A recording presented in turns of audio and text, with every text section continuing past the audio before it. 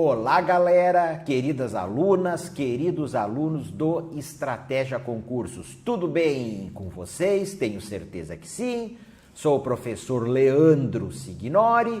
Nesta aula, retrospectiva, fatos relevantes de atualidades do mês de abril. O que eu vou falar nesta aula pode ser cobrado na sua prova. De imediato, aqui na tela comigo.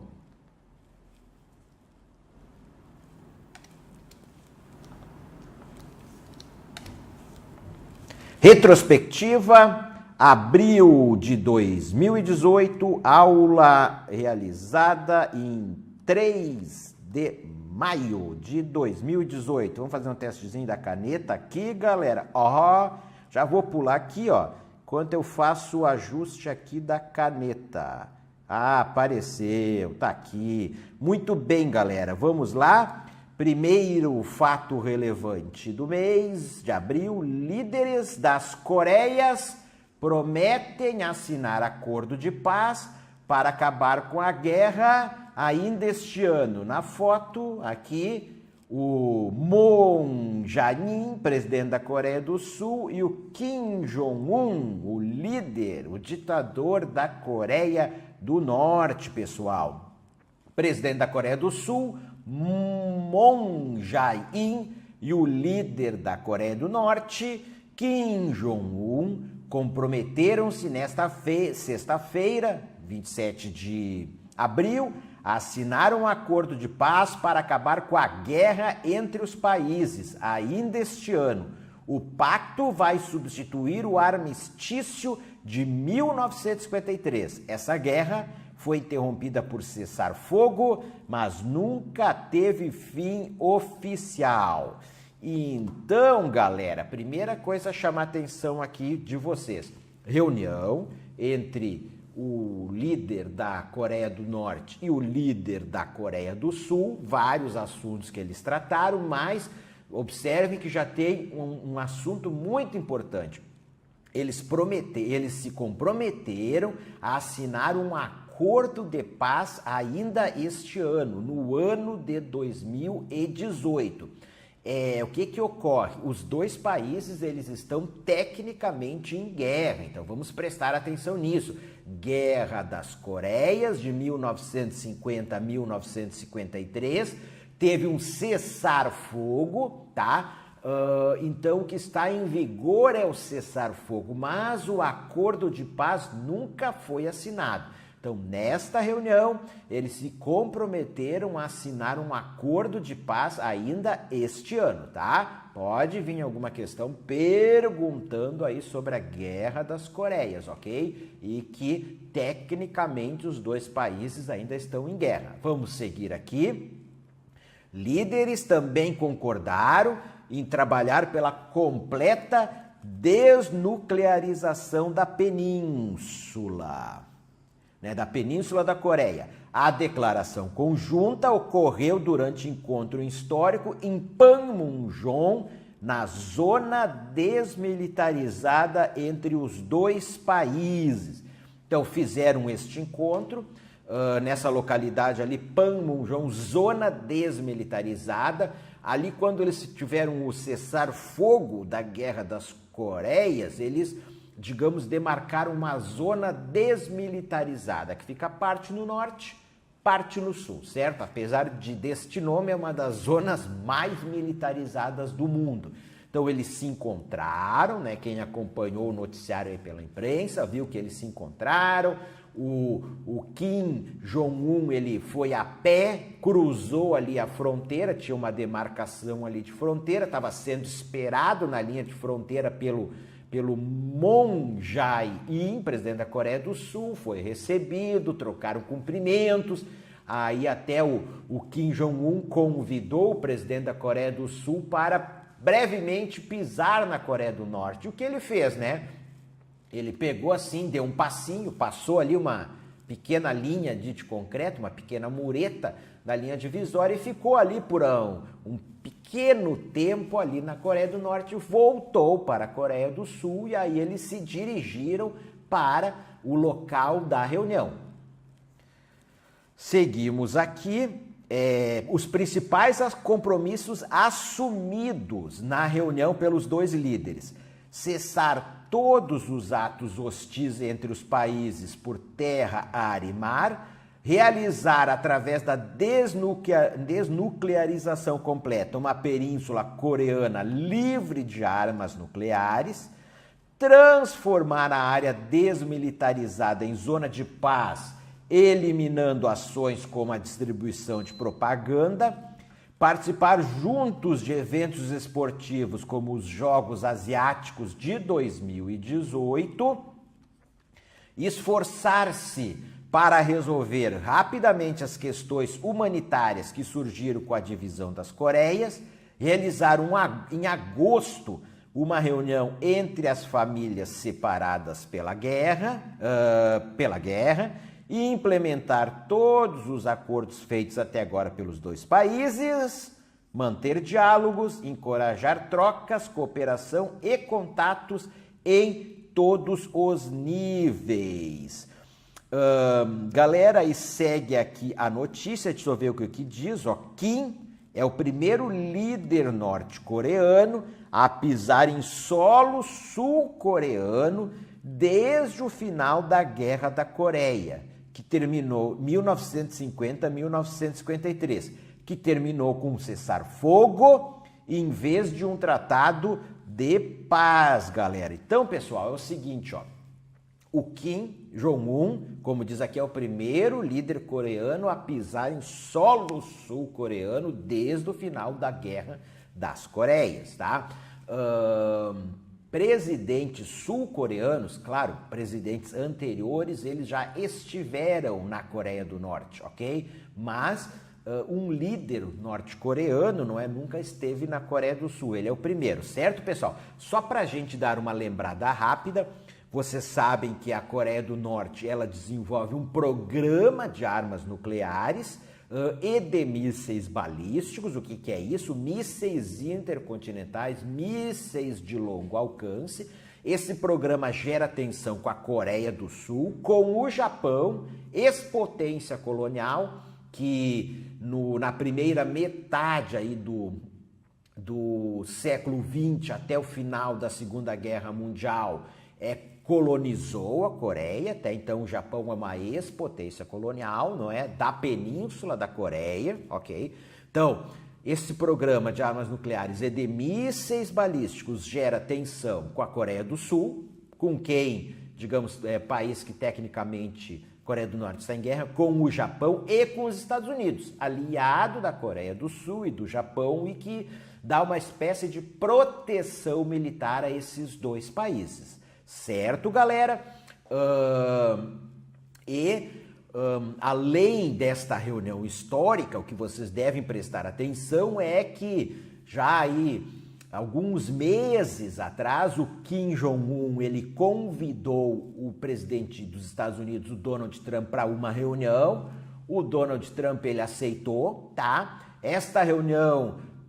as notícias mais recentes estão falando que vai acontecer em maio ou junho. Eles estão planejando a reunião, tá? O diretor-geral da CIA, Mike Pompeo, que vai ser o novo secretário de Estado dos Estados Unidos, ele inclusive já esteve na Coreia do Norte em reunião, tá? Com o Kim Jong-un, preparando essa reunião entre o Donald Trump e o Kim Jong-un, ok? Então tem esse contexto aí. Essa reunião dos dois líderes, Coreia do Norte e Coreia do Sul, é mais um passo, digamos assim, também preparatório para essa reunião, né? Entre o Donald Trump e o Kim Jong-un, tá ok? Então, nesta reunião, eles, digamos, assumiram aqui, deixa eu até voltar aqui, enfim, acertaram que eles vão realizar a desnuclearização completa, uma península coreana livre de armas nucleares, não é, pessoal? Só para lembrar aí, quem está desenvolvendo armas nucleares, e segundo muitos especialistas, a Coreia do Norte já tem armas nucleares, tá? É a Coreia do Norte, a Coreia do Sul não tem. E aí a verificar, mas aí é hipóteses para o futuro. O que seria essa desnuclearização, tá? Segundo especialistas, para a Coreia do Norte seria o congelamento do programa nuclear. Para a Coreia do Sul e aliados seria, digamos, o desmantelamento do programa. Mas isso eles vão conversar.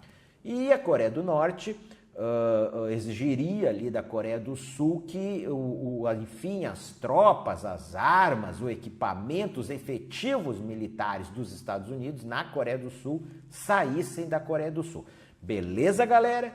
Então, primeiro fato relevante do mês de abril de 2018, seguimos aqui. Bem, aqui na sequência vai falar o que eu já tinha dito sobre essa tratativa para essa reunião com o Donald Trump, né? Até diz aqui, mudança de tom, né? Até pouco seria inimaginável o encontro entre o Kim Jong-un e o Moon Jae-in para estabelecer a paz, e aqui também está falando em relação ao Donald Trump, não é? Porque ali todo o ano de 2017, até um pouquinho no início de 2018, houve, digamos, uma retórica, né? Uma retórica belicista, agressiva entre o Kim Jong-un e o Donald Trump, né? Um dizendo que ia atacar o outro, né? Que ia destruir o outro. Tá beleza, galera?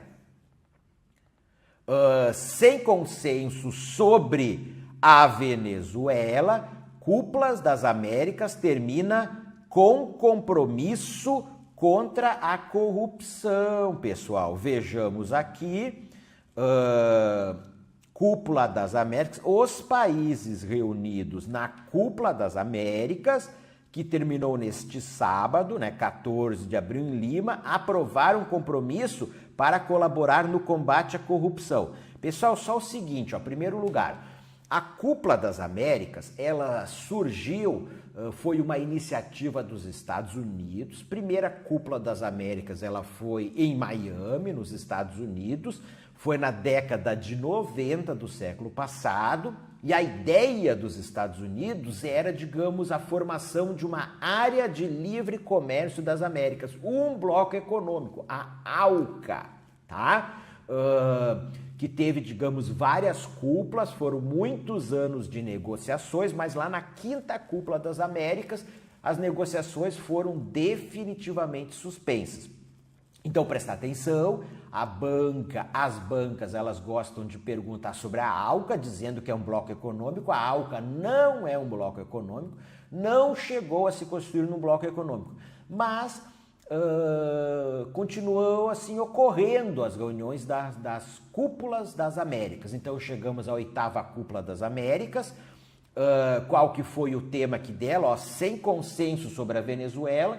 Então, um dos temas debatidos na Cúpula das Américas foi a situação da Venezuela, termina em compromisso contra a corrupção. O que foi debatido? A corrupção também, ok? O compromisso de 57 pontos não tem poder vinculante. Foi aprovado por aclamação na abertura da primeira sessão plenária da Cúpula.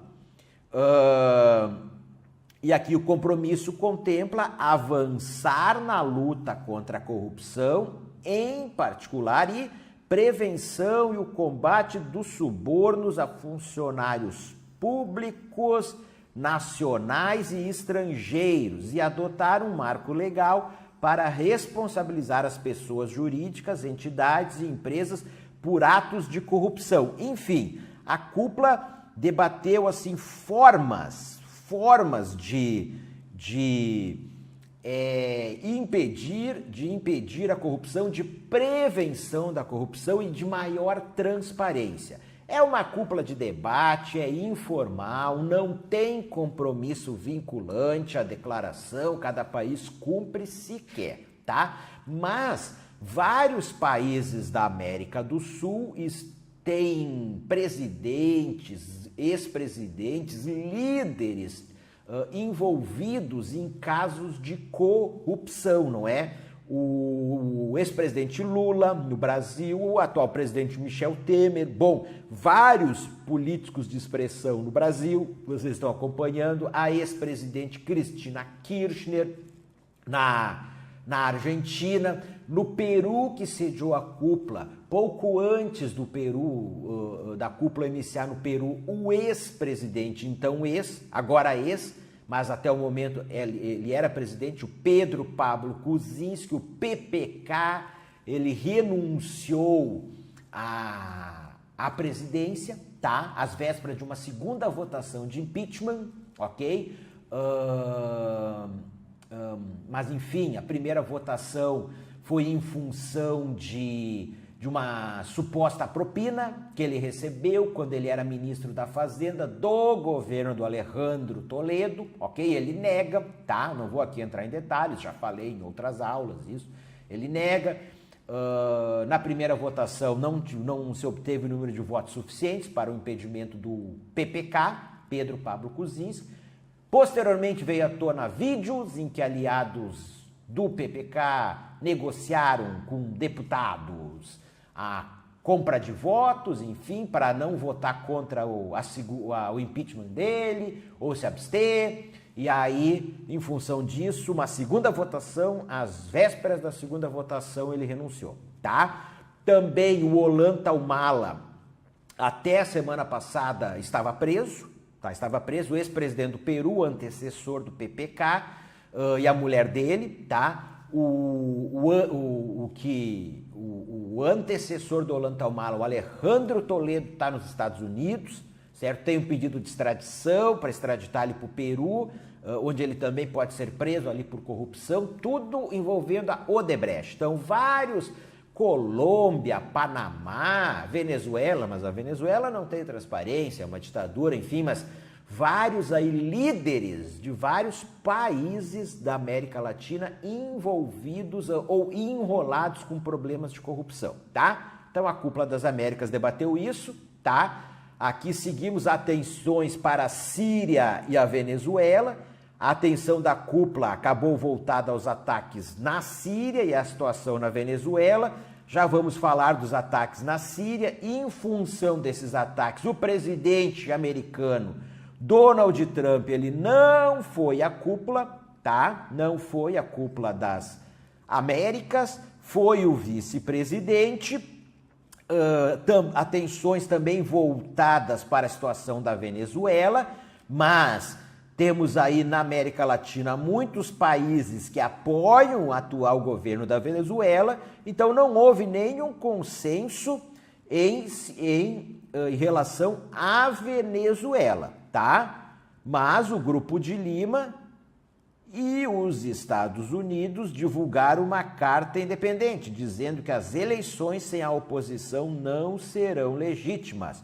Já vou falar aqui da reunião do Grupo de Lima e dos Estados Unidos. Ok, galera? Aqui, ó, na sequência, Grupo de Lima e Estados Unidos advertem Maduro que eleições sem oposição na Venezuela não serão legítimas. O Grupo de Lima, Lima, capital do Peru, do qual o Brasil e outros 13 países fazem parte, e os Estados Unidos. Então, por ocasião da 8ª Cúpula das Américas, o Grupo de Lima se reuniu. São 14 países, inclui o Brasil. Nessa reunião participou os Estados Unidos, as Bahamas também assinaram a declaração final do Grupo de Lima. Galera, o Grupo de Lima, ele debate a situação da Venezuela, tá bom? É um grupo que discute a situação da Venezuela, tranquilo? Seguimos aqui, lançaram neste sábado, 14, ao final da Cúpula das Américas, uma declaração conjunta em que pedem garantias que as próximas eleições presidenciais na Venezuela, no dia 20 de maio, sejam transparentes e democráticas, e advertem que o governo do presidente Nicolás Maduro de que não serão legítimas casos não incluam a oposição.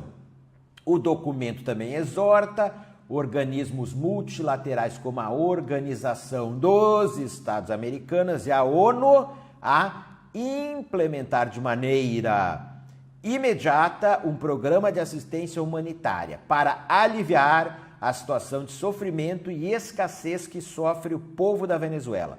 O documento inclui também a determinação de continuar promovendo o reestabelecimento da democracia, o respeito aos direitos humanos e a plena vigência do Estado de Direito, a reiteração do apoio à Assembleia Nacional, cujos poderes legislativos foram assumidos pela Assembleia Constituinte em agosto do ano passado, e a preocupação com o crescente êxodo de venezuelanos.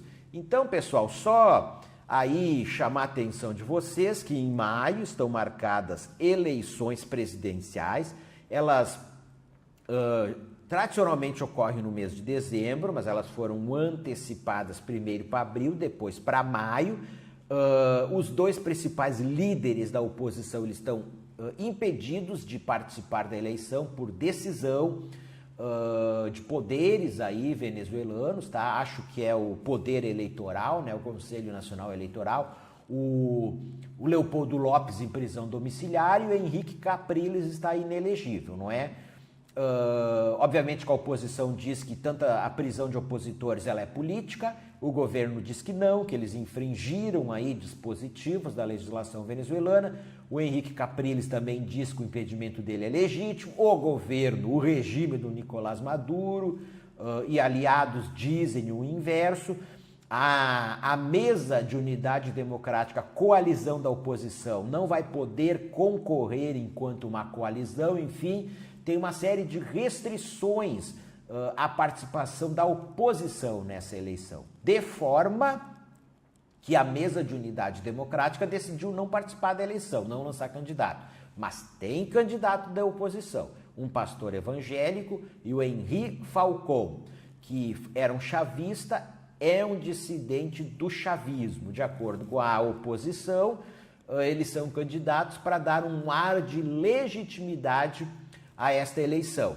Então, o Grupo de Lima, ele disse, se a oposição não puder participar de pleno direito, nas suas plenas condições, essa eleição não é legítima, ok? Então, tem um questionamento sobre essa eleição, ok, galera?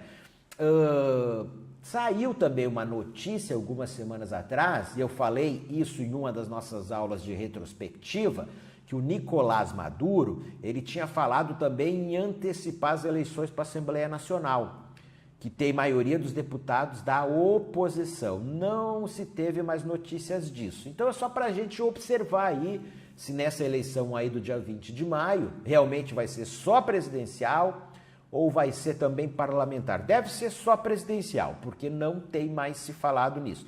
Mas o Nicolás Maduro, ele quis também antecipar as eleições para a Assembleia Nacional, que ainda os deputados, né, da Assembleia Nacional, eles têm mais 2 anos de mandato.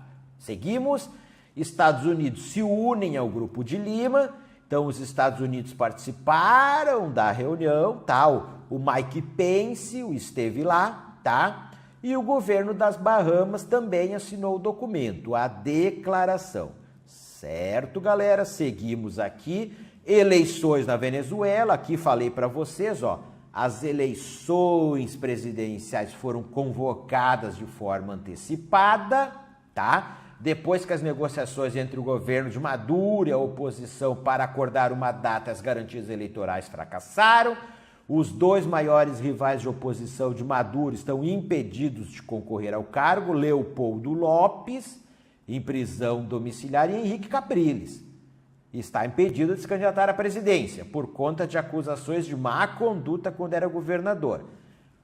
Complementando o que eu disse, a mesa de unidade democrática, MUD, coalizão que reúne os principais partidos que são adversários do presidente, decidiu não apresentar candidato às eleições, que chamam de fraudulentas e ilegítimas, alegando que não há condições de imparcialidade.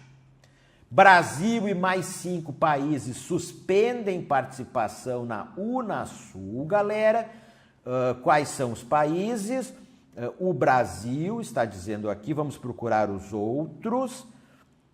Então, o ministro das Relações Exteriores do Brasil, Aloysio Nunes Ferreira, os chanceleres da Argentina, então é Brasil, olha aqui, Argentina, Paraguai, Colômbia, Chile e Peru.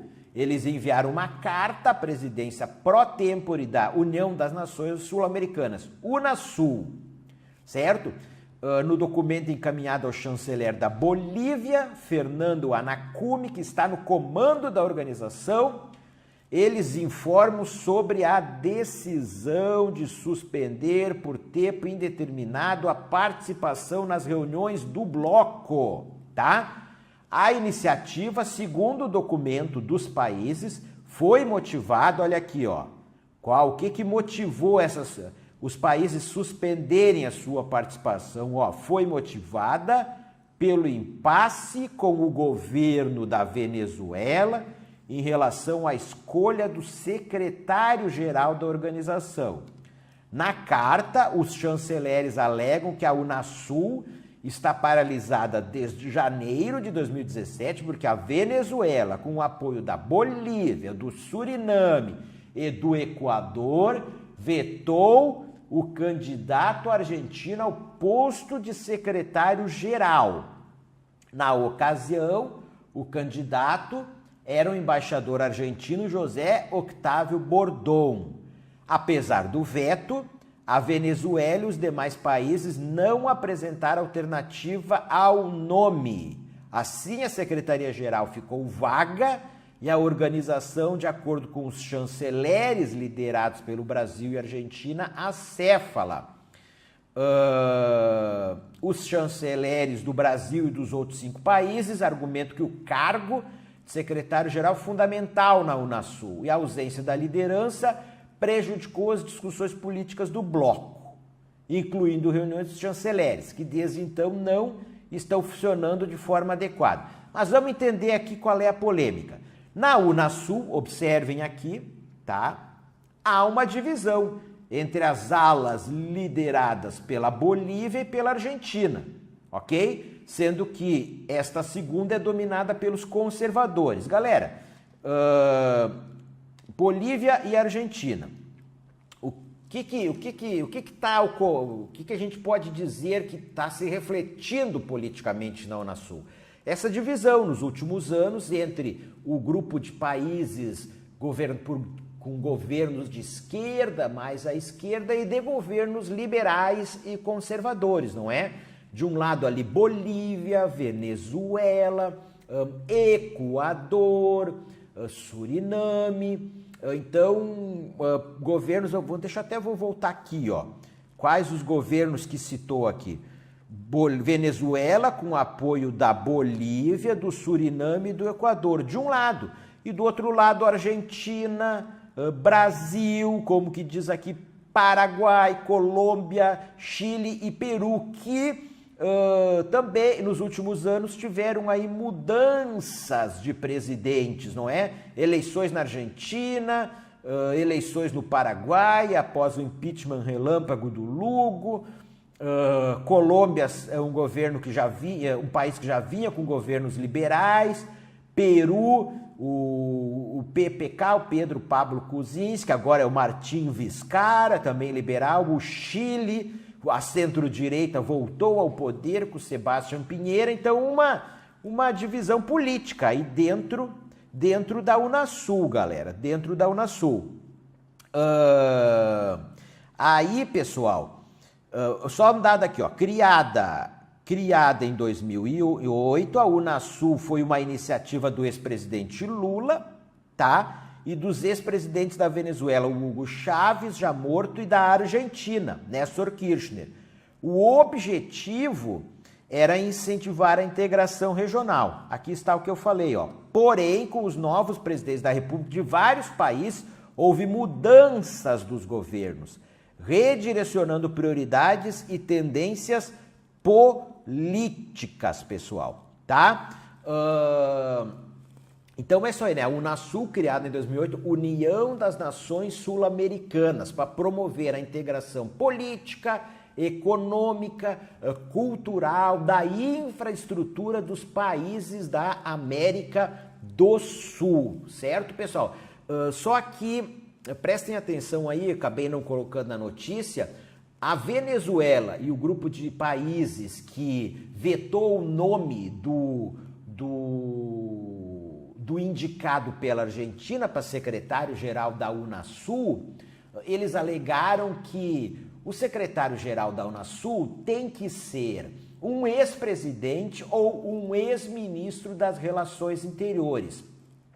Até então, todos os secretários-geral da Unasul foram ou ex-presidentes ou ex-ministros das Relações Exteriores. O primeiro secretário-geral da Unasul, que é quem coordena a Unasul, executivamente, mas tem uma presidência pró-tempore, que é ocupada por um país, no momento está a Bolívia na presidência pró-tempore, né?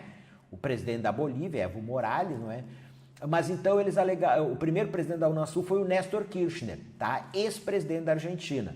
Inclusive, quando foi presidente da quando foi secretário-geral, não o primeiro presidente, acho que quando ele foi secretário-geral da Unasul, ele estava no cargo de presidente. Bem, mas então sempre foi um ex-presidente ou um ministro das Relações Exteriores. E o indicado pela Argentina, ele foi governador de província na Argentina e embaixador da Argentina em Washington. Então esse é o motivo do veto liderado pela Venezuela. Certo, galera? Após protestos violentos, presidente da Nicarágua revoga lei de reformas. Pessoal, que na foto é o Daniel Ortega, ex-guerrilheiro, atual presidente da Nicarágua. As reformas é a reforma da Previdência na Nicarágua. Então vocês observem que esse tema da reforma da Previdência ele tem sido discutido em muitos países do mundo, não é uma discussão só no Brasil. Por quê? Porque no mundo todo a expectativa de vida da população ela está se elevando, ou seja, as pessoas estão vivendo mais. Há um processo também de aumento da idade média da população mundial. A Argentina também teve uma votação da reforma da Previdência algum tempo atrás, foi aprovada, teve protestos, né? Temos aqui o Brasil, não é? Que vocês têm acompanhado nas minhas aulas, a discussão sobre a reforma da Previdência no Brasil, e agora aqui na Nicarágua, né? O presidente da Nicarágua revogou neste domingo a reforma da Previdência, que desencadeou uma onda de protestos, matando pelo menos 27 pessoas, segundo dados de organizações de defesa de direitos humanos do país. Então vejam só, teve uma onda de protesto e pelo menos 27 pessoas, galera. É gente pra caramba que morreu nos protestos da reforma da Previdência na Nicarágua, tá? O Conselho Diretor do Instituto Nicaragüense de Seguridade Social, INSS, concordou em revogar as duas resoluções que serviram como estopim para que se iniciasse esta situação, disse o presidente. Esse é o maior desafio de Ortega desde 2016, quando conquistou o terceiro mandato presidencial consecutivo.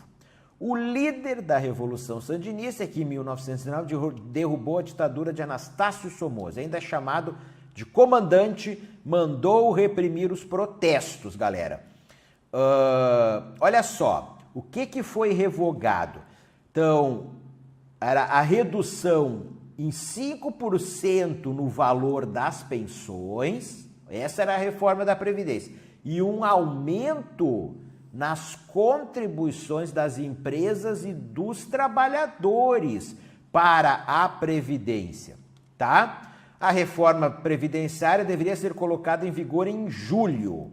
Bem, pessoal, o que mais aqui? Então, em função de todo esse contexto, diante da escalada da violência, o presidente da Nicarágua, o Daniel Ortega, ele revogou a reforma da Previdência. O Daniel Ortega, ele liderou a Frente Sandinista pela Libertação Nacional, que combateu no século passado a ditadura, um ditador autoritário e sanguinário colocado no poder pelos Estados Unidos e apoiado pelos Estados Unidos, o Anastácio Somoza.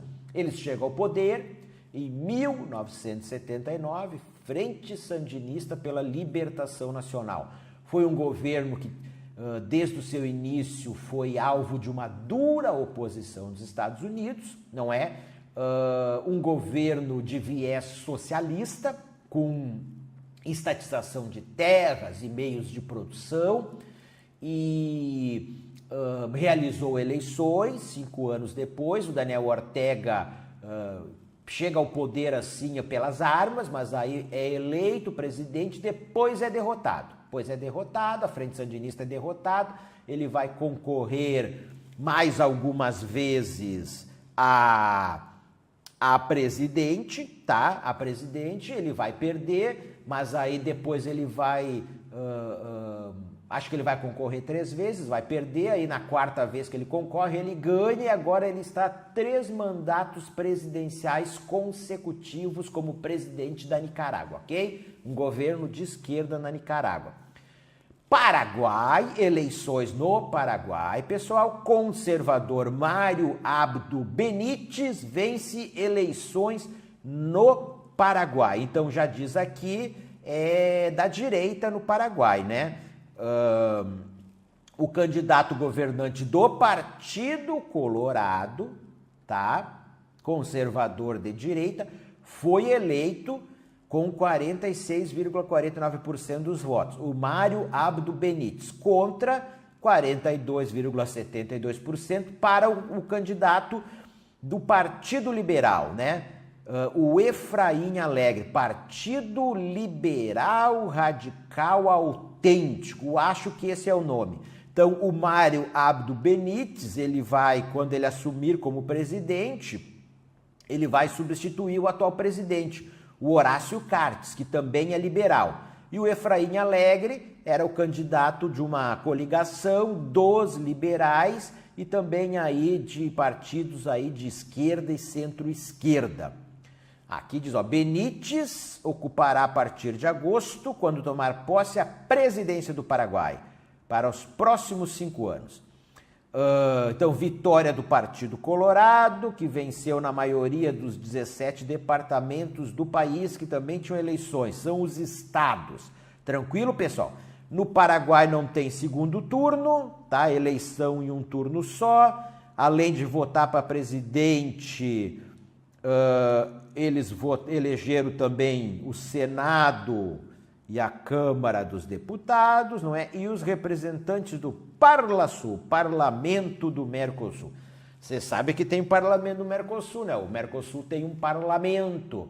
No Paraguai, os representantes do Parlasul, eles são eleitos pelo povo. No Brasil, já se pensou em fazer isso, mas tem sido adiado, não é? Os representantes do Brasil no Parlasul são escolhidos entre os deputados federais, eles mesmos escolhem quem são os deputados do Brasil no Parlamento do Mercosul. Certo, galera? Atentado terrorista, pessoal. Esse atentado terrorista que ele foi no Afeganistão, tá?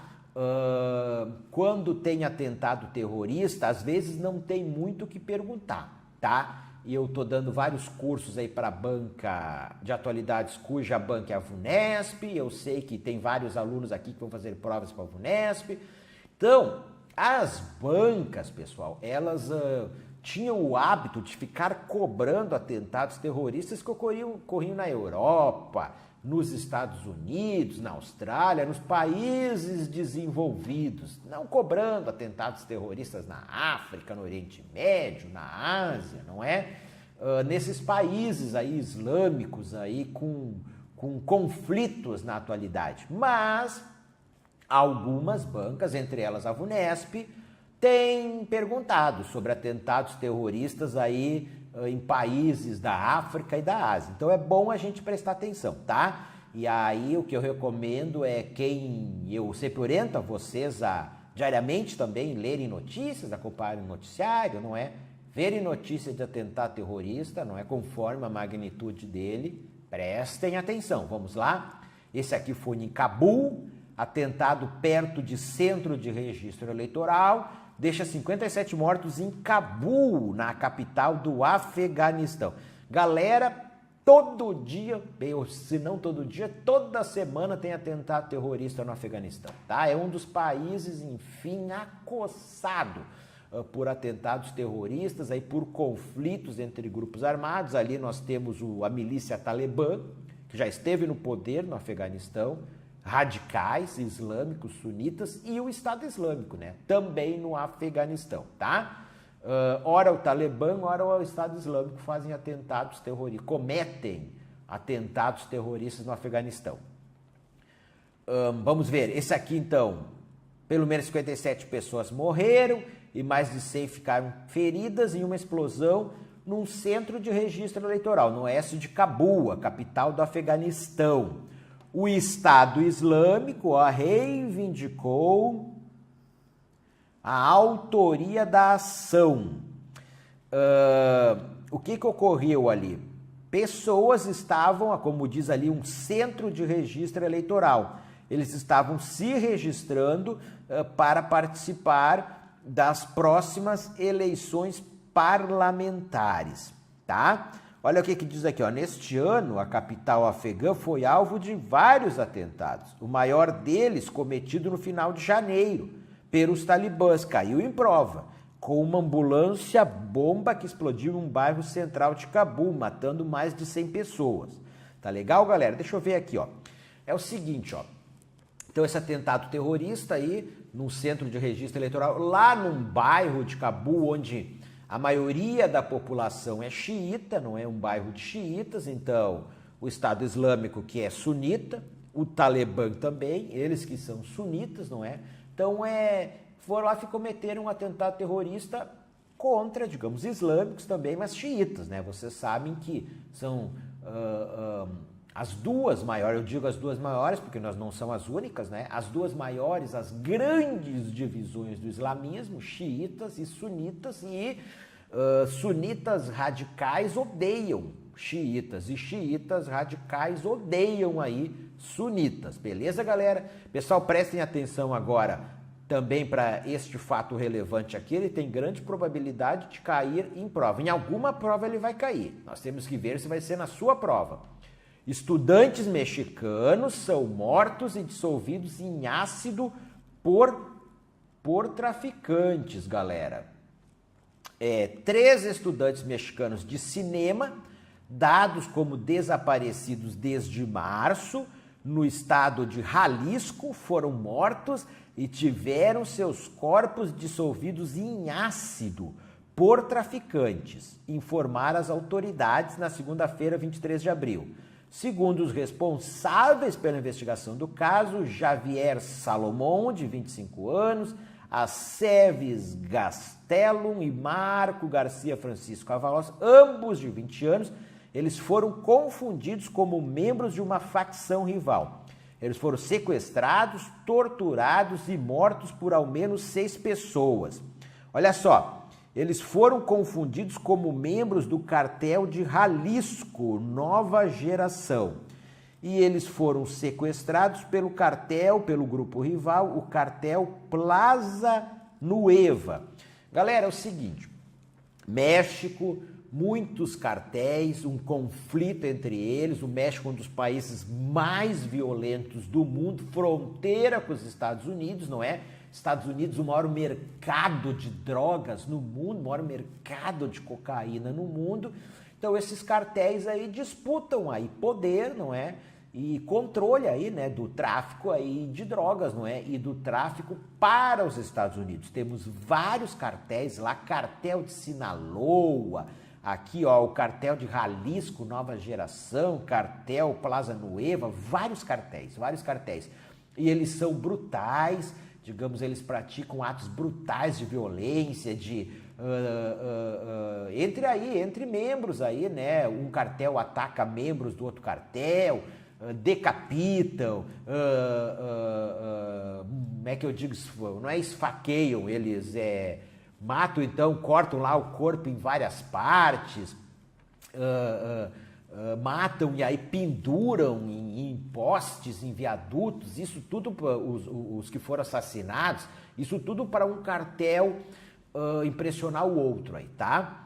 E o que aconteceu? 3 estudantes de cinema, eles estavam fazendo um trabalho para a faculdade, foram numa propriedade rural, ficaram lá vários dias filmando, não é? Fazendo o trabalho deles de cinema, só que tudo autorizado pela proprietária dessa propriedade rural aí, só que nos dias que eles ficaram lá, eles estavam sendo vigiados por membros do cartel de Jalisco, Nova Geração, que acharam que eles eram de um cartel rival, de um grupo rival. Por quê? Porque naquela propriedade lá, ali ela já tinha sido alugada e ocupada por esses membros do cartel de Jalisco, Nova Geração. Então eles ficaram desconfiados.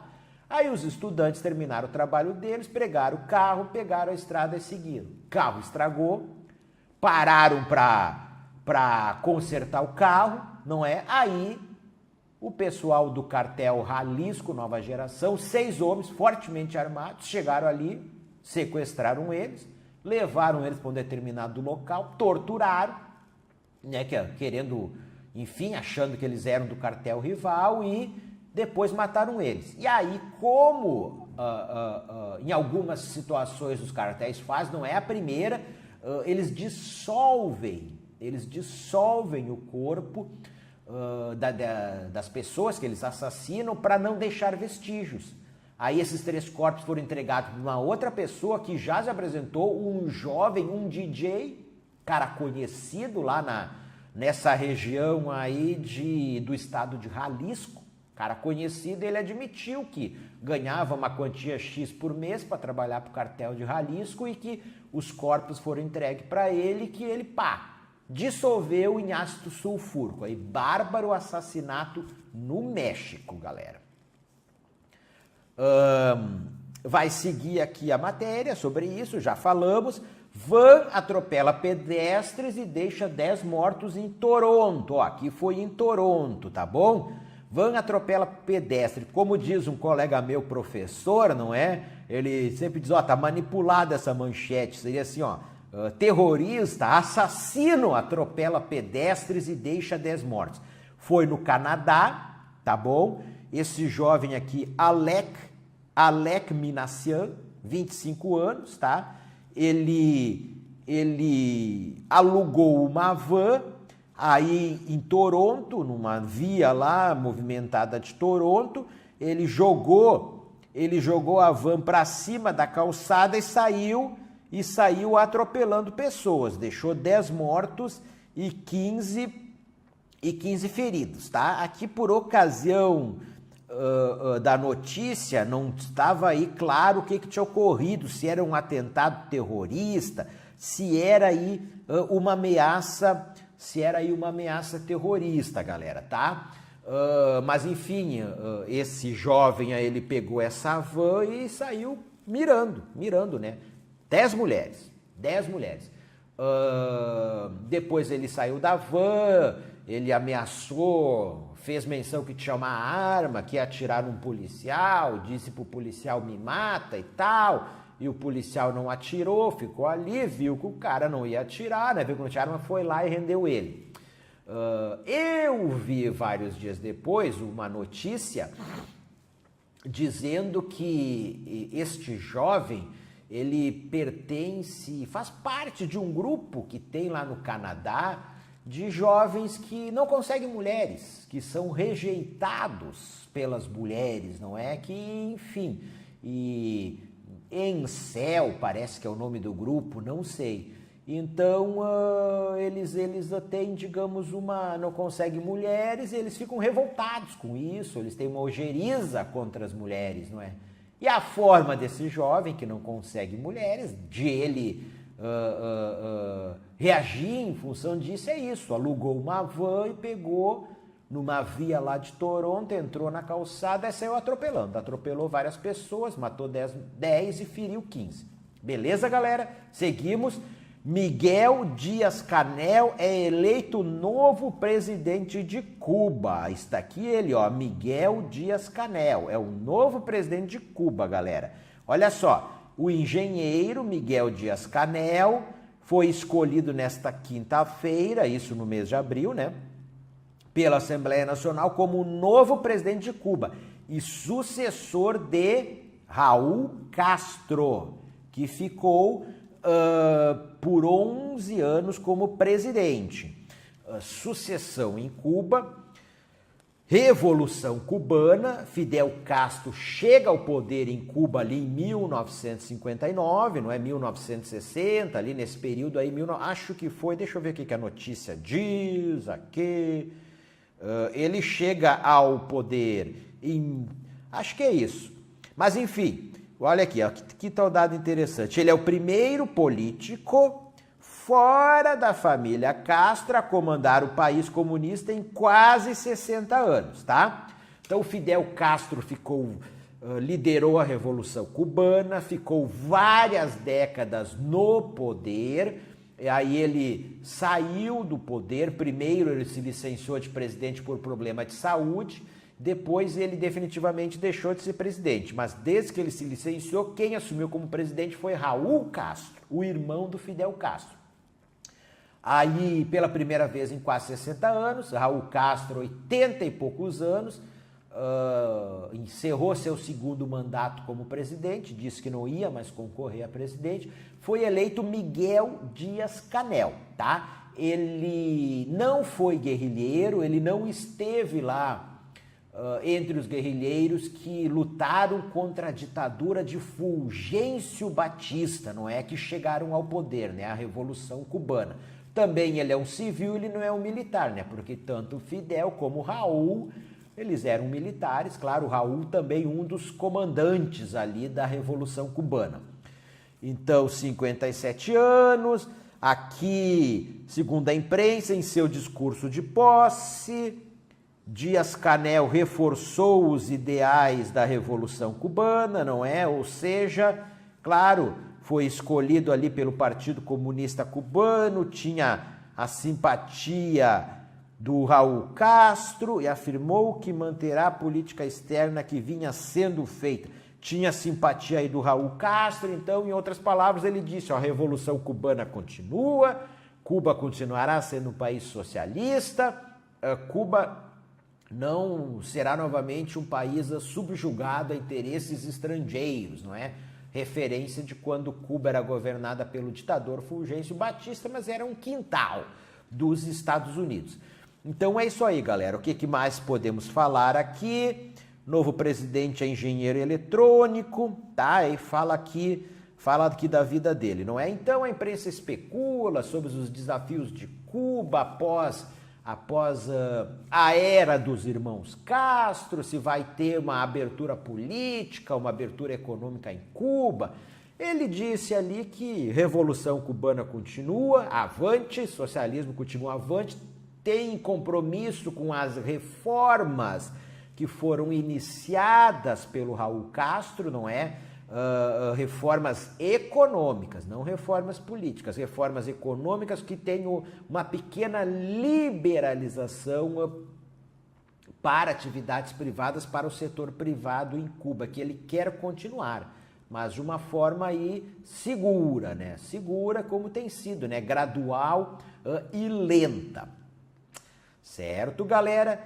Estados Unidos, Reino Unido e França lançam ataque contra a Síria em resposta a suposto uso de armas químicas. Então vejam só, já estou pegando aqui o final da matéria. Estados Unidos, Reino Unido e França, eles lançam ataque contra a Síria em resposta a suposto uso de armas químicas, que segundo esses três países foram utilizadas pelo regime sírio. Então, os Estados Unidos, o Reino Unido e a França anunciaram na noite desta sexta-feira que lançaram um ataque em conjunto contra estabelecimentos de armas químicas na Síria, em resposta ao suposto ataque químico contra a cidade de Duma no dia 7 de abril.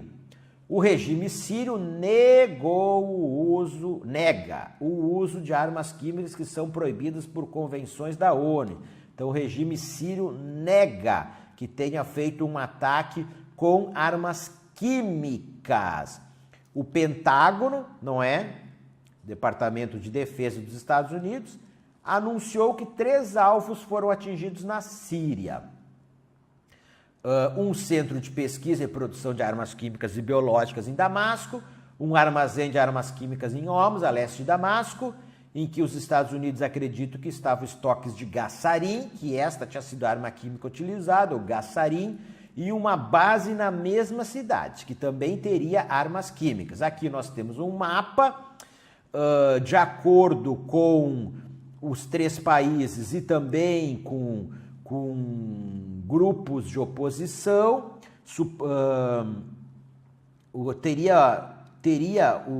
aqui nós temos Damasco, né? Seria aqui em Duma ou Douma, subúrbio de Damasco, tá? O regime do Bashar al-Assad fez um ataque a grupos armados opositores, tá? E utilizou armas químicas, o gás sarin. Então, esses 3 países fizeram um ataque em resposta. Então, um suposto centro de pesquisa e produção de armas químicas em Damasco, e um armazém e uma base que guardam armas químicas em Homs, uma das grandes cidades da Síria. Galera, é o seguinte, ó. Então, grupos de oposição, entre eles o Jaish al-Islam, que é um grupo ligado à Al-Qaeda, né? Um grupo extremista, radical, terrorista, islâmico, sunita, disseram que, olha, teve um ataque com armas químicas aqui em Doma. Ali é subúrbio de Damasco, é um reduto da oposição. Há várias semanas, o exército, as tropas, enfim, as forças armadas, tanto exército como força aérea, do regime sírio têm atacado esses rebeldes e eles estão praticamente derrotados em Duma. Eu já disse em aulas anteriores, a guerra civil na Síria, que começou em 2011, ela prossegue, ano de 2018, mas analistas internacionais dizem que o regime sírio venceu a guerra, né? Foi decisivo para a vitória do regime sírio a entrada da Rússia na guerra, né? Porque a Rússia, desde o início, ela apoiava o regime do Assad, né? Assim como o Irã e a milícia xiita Hezbollah.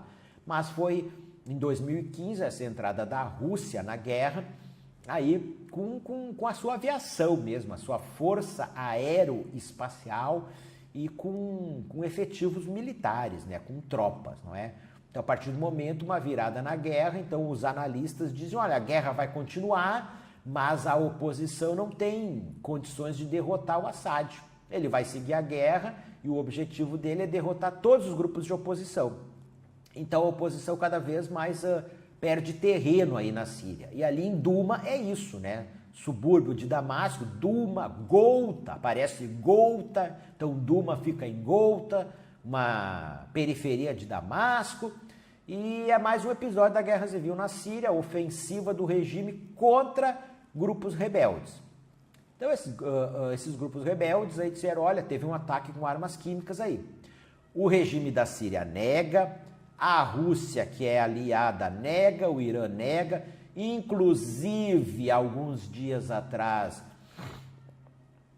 a Rússia, o Irã e a Síria, eles estiveram em uma reunião aí na ONU, não sei se exatamente na ONU, mas em uma instituição aí do sistema ONU ou da OPAC, né, Organização para a Proibição de Armas Químicas, levaram pessoas lá, sírios, e disseram, ó, tá aqui, que deram depoimentos, disseram, foi uma armação, contaram, deram a versão deles, é tudo uma armação. Não teve esse ataque aí com armas químicas. E aí os Estados Unidos, mais o Reino Unido e a França, eles fizeram um ataque a instalações militares aí do regime sírio, conforme descrito na notícia que nós acabamos de ver, não é? Ou seja, o objetivo do ataque foi destruir depósitos de armas químicas, centros de fabricação de armas químicas, né?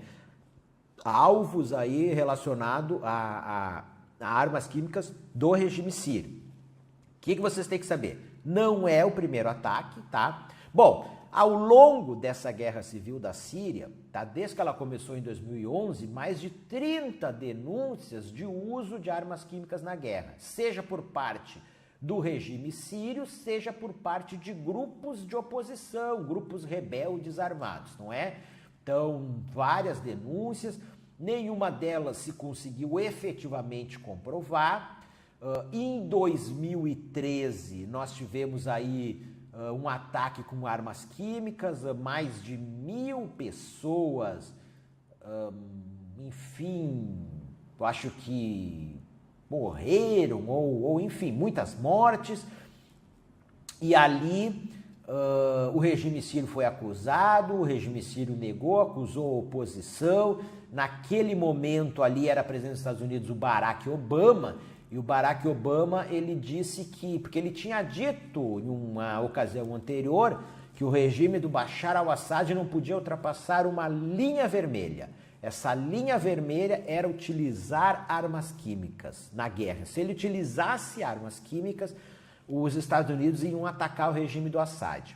Então teve esse episódio em 2013, aí ficou naquela situação, se os Estados Unidos iam atacar ou não o regime do Assad. A Rússia, que já estava apoiando o Assad, mas não estava diretamente envolvida na guerra, ela negociou que, enfim, com atores internacionais, com a OPAC, Organização para a Proibição de Armas Químicas, que a Síria pegasse todo o seu arsenal, entregasse para a OPAC, desativasse todos os seus depósitos e todos os seus centros de fabricação de armas químicas.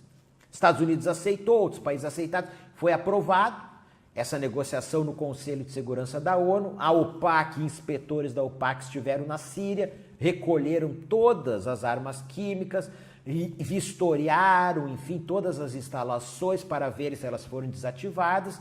Então, e o regime, a Síria entrou na OPAC, tá? Passou a ser um país membro da OPAC, ou seja, tem o compromisso de não produzir, armazenar e utilizar armas químicas na guerra, tá? Então é isso aí, mediação da Rússia. Em 2017, teve aí um outro episódio em que foi dito, olha, grupos de oposição acusaram o regime do Assad de utilizar armas químicas, tá? O regime negou, disse que o regime, isto foi em Alepo, o regime disse, olha, nós estávamos atacando instalações, enfim, prédios onde tinham rebeldes, né, armados de grupos de oposição, tá? E um desses prédios que nós atacamos, ele era um depósito de armas químicas. E por ali as armas químicas se espalharam, né? O gás ali acho que era gás cloro, ele se espalhou, tá? Então o regime negou, mas os Estados Unidos, já era o Trump, e ele fez um ataque. Então não é a primeira vez que os Estados Unidos, no governo Trump, faz um ataque contra alvos e instalações do governo do Assad, instalações militares do governo do Assad, em represária ao uso de armas químicas pelo regime do Assad, tá? Então isso vocês têm que saber. Em 2017, tá? O governo do Trump já tinha feito um ataque, em relação a alguns alvos. E agora, em 2018, junto com o Reino Unido e com a França, fez outro ataque. Beleza, galera? Então, armas químicas, pessoal, elas são, digamos, enfim, tem a OPAC, né? Então tem tratados internacionais para banir as armas químicas, porque elas fazem vítimas indiscriminadas. Então você aqui no caso, o gás, qual é o gás que disse que tínhamos aqui? O gás sarin, acho que em 2017 foi o gás cloro. O gás sarin você lança contra um alvo, mesmo que seja contra militares, soldados, combatentes, não é? Vai atingir eles, mas vai se espalha e atinge indiscriminadamente civis. Então ela tem um potencial de se espalhar e não atingir só, digamos, alvos militares, tá? Beleza? Então é isso aí, meus amigos. Tá aqui gás químico em Duma, não é? Que fica na região de Guta Oriental, como eu falei para vocês, tranquilo. Aqui, ó, 2017, acabei de falar do ataque que teve em 2017 também. Vocês podem ler aqui depois, tá? Próximo fato relevante: Espanha condena brasileiro a 8 anos de prisão por envolvimento com célula terrorista ligada ao Estado Islâmico, galera. 10 membros de uma célula jihadista ligada ao grupo Estado Islâmico foram condenados pela Justiça da Espanha a até 12 anos de prisão. Dentre os condenados está o goiano Kaique Luan Ribeiro Guimarães, tá? O brasileiro, ele foi condenado a 8 anos, por ele ser considerado apenas participante de uma organização terrorista, tá? Alguns foram condenados a 12 anos porque foram considerados dirigentes, tá? De acordo com a Justiça da Espanha, o grupo fotografou Marcos de Barcelona, que cogitavam atacar e consideraram também sequestrar uma pessoa, vesti-la com um macacão laranja e executá-la enquanto gravavam um vídeo.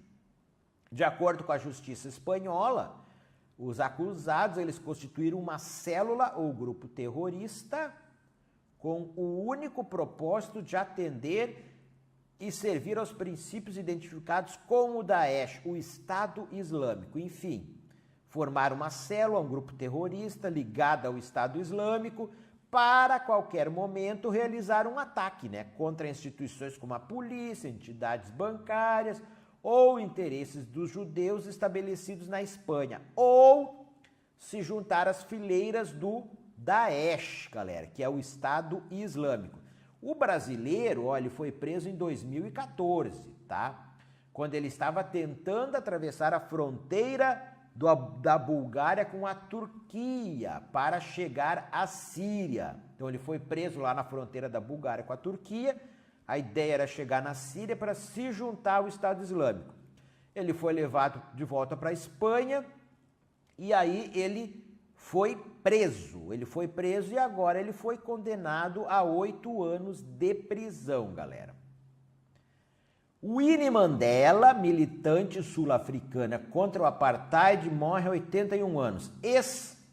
Ex-companheira de Nelson Mandela, ex-presidente da África do Sul. Aqui está Winnie Mandela e aqui está Nelson Mandela. Winnie era esposa do ex-presidente sul-africano Nelson Mandela, que se tornou um ícone na defesa da igualdade racial, tá? Winnie e Nelson Mandela se casaram em 1958, 6 anos antes dele ser condenado à prisão perpétua pelo regime de minoria branca. O Mandela, galera, ele ficou 27 anos na prisão, até que ele foi libertado. E a Winnie Mandela, nesse período, ela continuou com a luta anti-apartheid, tá? Ela também foi presa, teve prisões domiciliares, foi confinada, tá? O casal se separou em 1996, 2 anos depois que o Mandela ele se tornou o primeiro presidente negro do país, não é? Então, o primeiro presidente negro da África do Sul foi o Nelson Mandela. Mas então é isso, galera. A Winnie Mandela, ela também é uma das personalidades, grandes personalidades que lutou contra o apartheid na África do Sul, certo? Morreu aos 81 anos, ex-esposa do Nelson Mandela, ex-presidente da África do Sul e a principal figura na luta contra o apartheid na África do Sul. Terremoto com epicentro na Bolívia é sentido em diversas cidades do Brasil. Temos aqui um mapa, galera. O terremoto foi na Bolívia, em Carandaite. Origem do terremoto, magnitude de 6,8 na escala, acho que é a escala Richter. Vamos ver aqui, tá? Mas aí o mapa também mostra cidades do Brasil onde o terremoto foi sentido. Brasília, Uberlândia, Marília, São Paulo e Santos, pessoal. Então, foi lá na Bolívia, tá? E aí o que que diz a notícia aqui, ó? Edifícios foram esvaziados em São Paulo, Brasília e outras localidades brasileiras em decorrência do abalo, tá? Ele teve epicentro no sul boliviano, e aqui segue a matéria, e depois ela vai dizer aqui reflexos no Brasil, em cidades brasileiras, tá? Então, pessoal, o epicentro é onde ocorre o terremoto, e aí as ondas sísmicas, elas se espalham por centenas, né? Centenas até milhares de quilômetros aí, não é? Depende da magnitude do terremoto, tá? Na escala ali de medição de terremotos. Acho que é a escala Richter o nome, tem que me lembrar isso lá das aulas de geografia. E ele foi sentido em várias cidades do Brasil. Beleza, pessoal? Essa aí é a notícia. O Brasil, ele não é um país, digamos, que nós temos terremotos no Brasil. Que a gente venha ter terremotos, o epicentro venha a ser no Brasil. Mas, pelo menos aí grandes terremotos, não é? Segundo centros de pesquisa geológica aí, de monitoramento geológico, não é?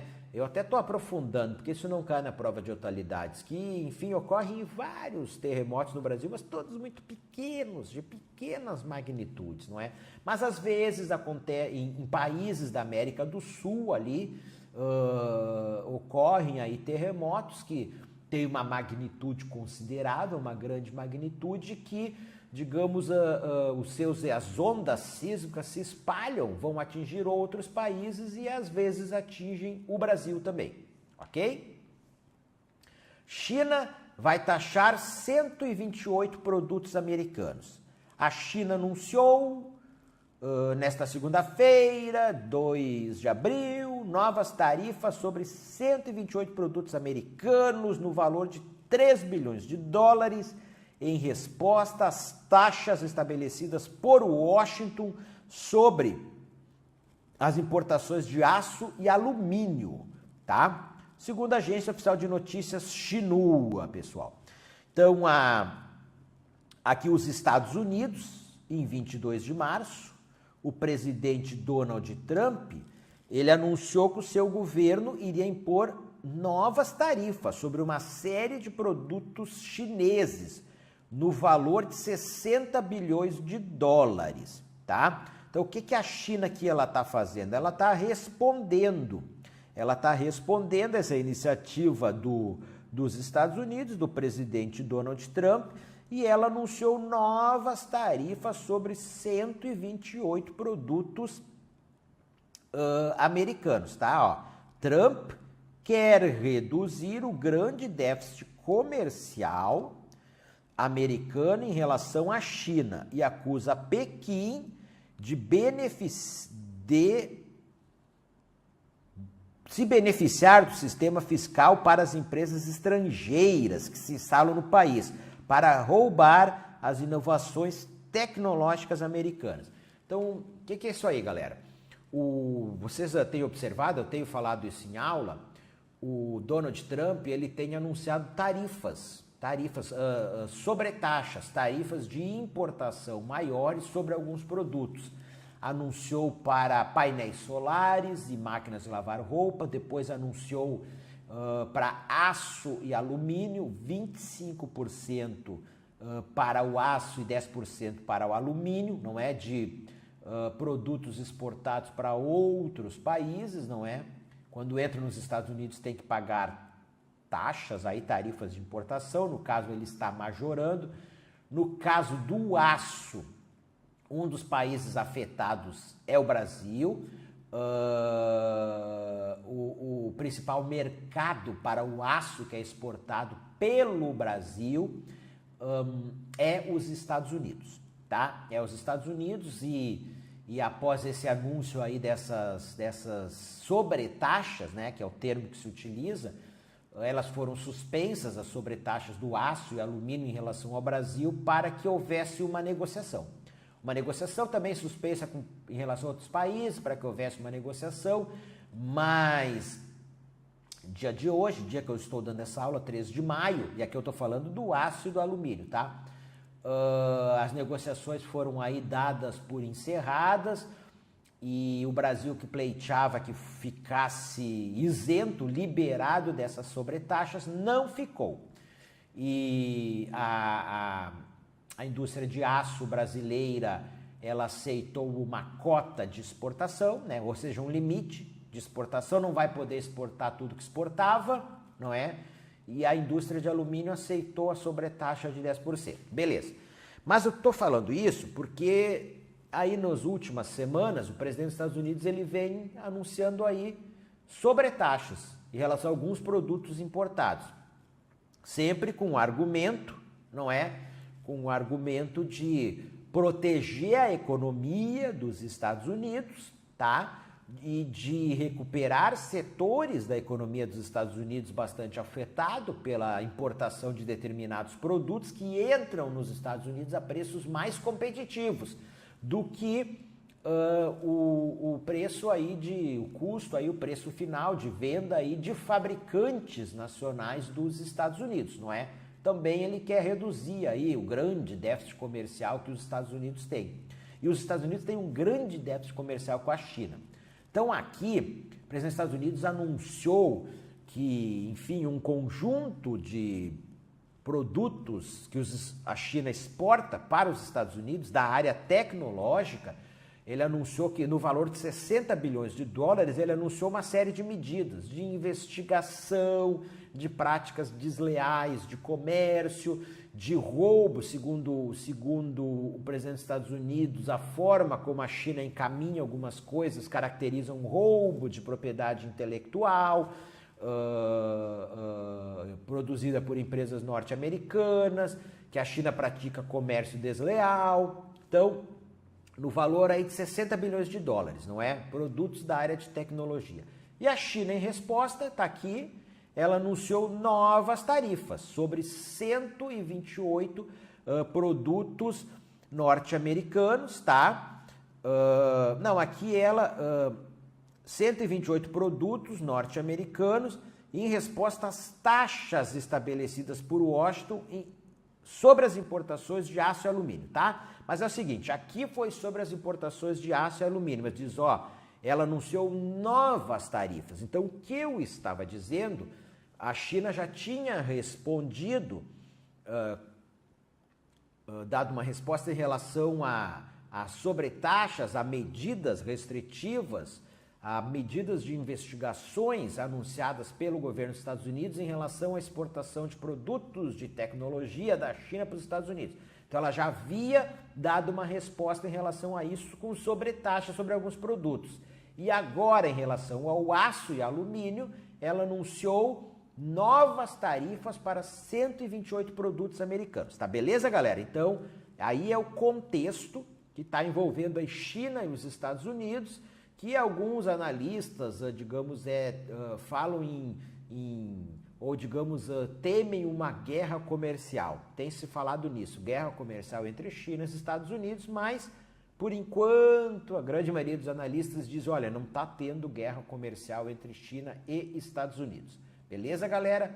Moro determina a prisão de Lula para cumprir pena no caso do triplex, não é? Juiz Sérgio Moro, tá?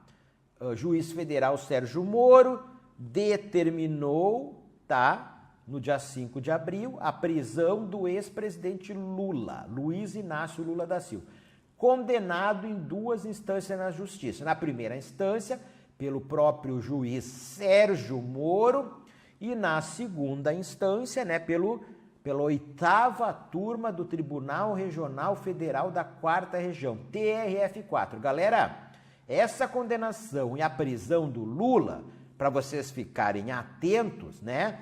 E aí fiquem objetivamente atentos, tá? Não ficam aí entrando, Lula inocente, Lula ladrão, Lula isso, Lula aquilo, tá? Ok? Larguem, deixem de lado aí suas convicções políticas, tá? Ok? Realidade objetiva, que é o que pode ser cobrado em prova. condenação e a prisão é em relação ao caso do triplex do Guarujá em São Paulo, tá? Então, pena de 12 anos e 1 mês de prisão. E a que o Lula foi condenado? Que tipos de crime, pessoal? Ó, prestem atenção, pode ser cobrado em prova: corrupção passiva e lavagem de dinheiro. Então, caso do triplex em Guarujá e corrupção passiva e lavagem de dinheiro. Lula é o primeiro ex-presidente da República a ser condenado e preso pela justiça por crime comum. Isso aqui também é importante, tá? Primeiro ex-presidente da República a ser condenado e preso pela justiça por crime comum. Apesar disso, não é o único que enfrenta problemas na justiça, tá? Desde a redemocratização, somente o Itamar Franco e o Fernando Henrique Cardoso não foram alvos de inquéritos ou denúncias. Ou, tirando o FHC e o Itamar Franco, além do Lula, os outros presidentes, após a redemocratização, têm problemas aí com a justiça. São alvos de inquéritos ou de denúncias, ou os dois. Antes do Lula, porém, outros ex-presidentes brasileiros foram presos, mas todos por motivos políticos, tá? Beleza, pessoal? Então, o Lula aqui é crime comum, não é o primeiro ex-presidente da República a ser preso, tá? Outros ex-presidentes já foram presos no Brasil, tá? Na história da República, mas por motivos políticos. Não é, além da condenação e a prisão no caso do triplex em Guarujá, o Lula, ele enfrenta outras acusações na justiça. Não é a única acusação aí por, enfim, atos ilícitos que pesa contra o ex-presidente Lula, pessoal. Vamos aqui nos lembrar aqui, né, a trajetória do ex-presidente Lula, não é? Ele é um ex-sindicalista, ex-presidente do Sindicato dos Metalúrgicos de São Bernardo do Campo. Ele iniciou a trajetória dele como líder político durante o regime militar, tá? Então, foi presidente dos Sindicatos Metalúrgicos de São Bernardo do Campo, foi preso, inclusive, em função de uma greve. Fundou o Partido dos Trabalhadores, em 1980, ajudou a fundar a Central Única dos Trabalhadores, participou do movimento das diretas já. Antes de ele ser presidente, ele foi derrotado nas eleições de 1989, 1994 e 1998. Na primeira, para o Fernando Collor de Mello, ex-presidente que sofreu impeachment, não é? Atual senador da República. E nas outras duas, pelo Fernando Henrique Cardoso, FHC. Foi eleito presidente da República em 2002, tá? Com o maior número de votos obtidos por um político até então, mais de 52,4 milhões de votos. Ele se reelegeu em 2006 e ele deixou a presidência com uma grande popularidade, tá? 87% de aprovação, um dos maiores índices de um presidente. E fez a sucessora dele, né, a Dilma Rousseff, tá, galera? Então, pessoal, o caso ali do triplex do Guarujá, segundo, ele está relacionado aí à Operação Lava Jato, não é? Corrupção na Petrobras. Por isso que essa ação, ela estava lá com o juiz Sérgio Moro, da 13ª Vara da Justiça Federal em Curitiba, no Paraná, não é? Que ele está com os processos da Operação Lava Jato ligados à Petrobras, não é? Então, o que ocorreu ali? A OAS, ela, proprietária do apartamento, teria reformado o apartamento e ele estava ali, embora o Lula, né, a família do Lula nunca moraram, digamos, segundo aí o processo, o apartamento era do Lula, tá?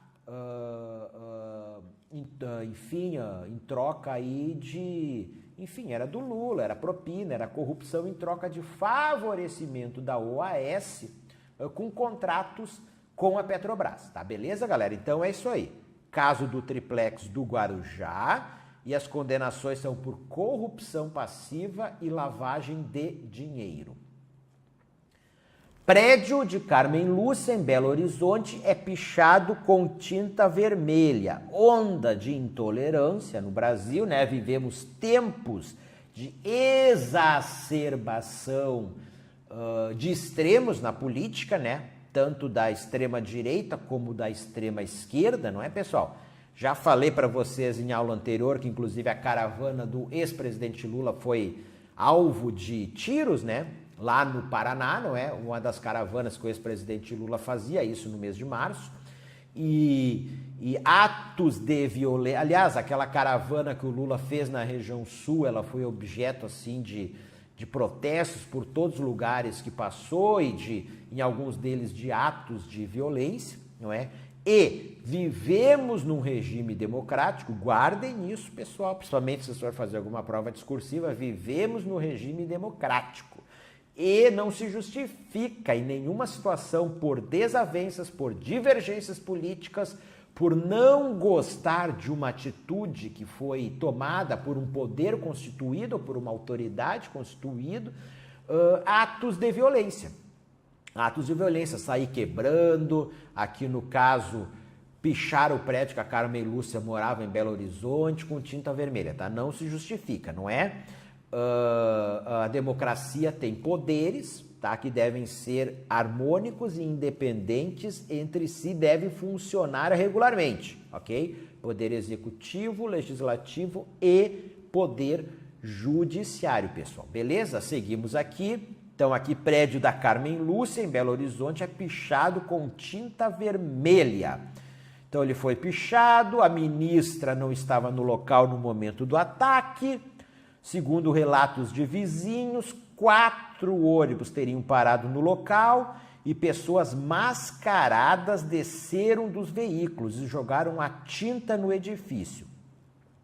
A polícia militar informou que foi chamada por volta das 16 horas.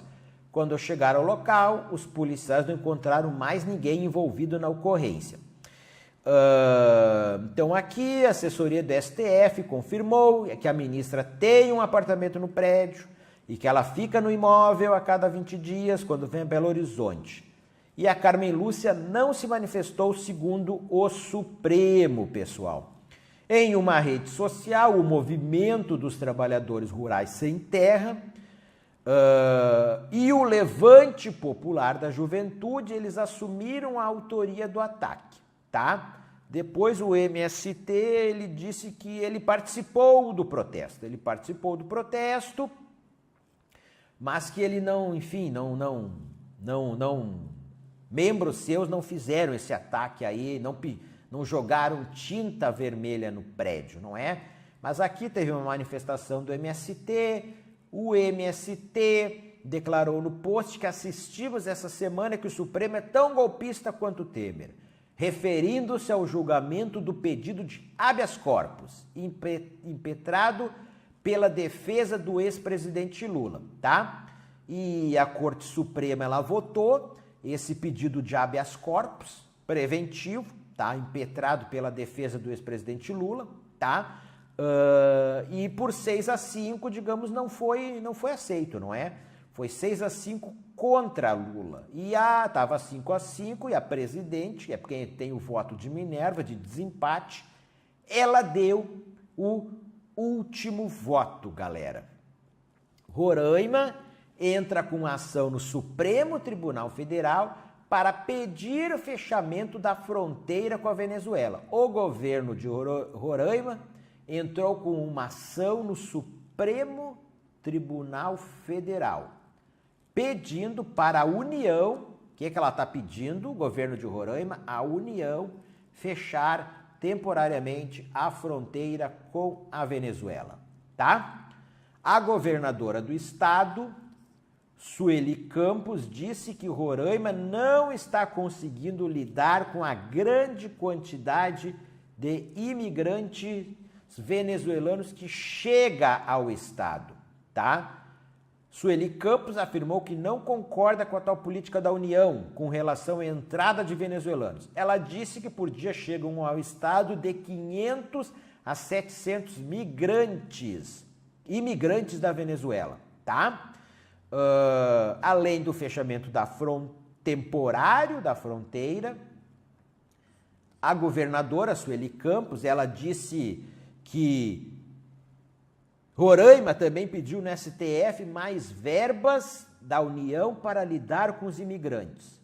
Na ação, o governo do estado afirma que a União tem sido omissa na sua função de controlar as fronteiras, galera. Então, o governo de Roraima entrou com uma ação no STF, pedindo para o STF aí determinar que a fronteira do Brasil com a Venezuela ela seja fechada temporariamente. Por quê?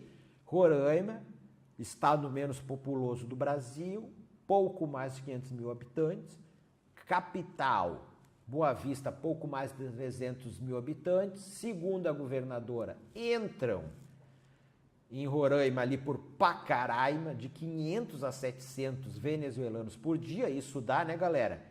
Um mínimo de 15 mil por mês, dezenas de milhares de venezuelanos, eles estão em Roraima, tá?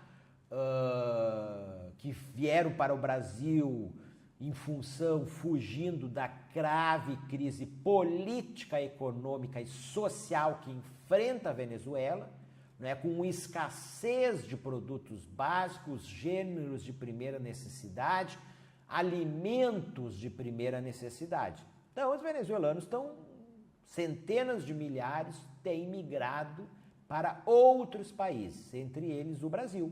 E aí eles entram ali por Roraima, não é? Entram por Roraima e o governo do estado diz, olha, não estamos dando conta, não estamos dando conta, e o governo do estado também reclama que a União tem sido omissa, que está pedindo que a União mais apoio da União, em dinheiro, mais estrutura da União para ajudar o governo do estado no acolhimento dos imigrantes. Porque, né, galera, controle de fronteira é com a União, não é?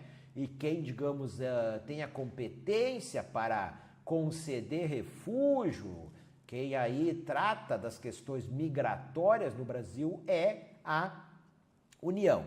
Então é isso aí, pessoal. Falou em venezuelano, vindo para o Brasil, entrando no Brasil, tá falando em Roraima, tá? É o estado que mais recebe.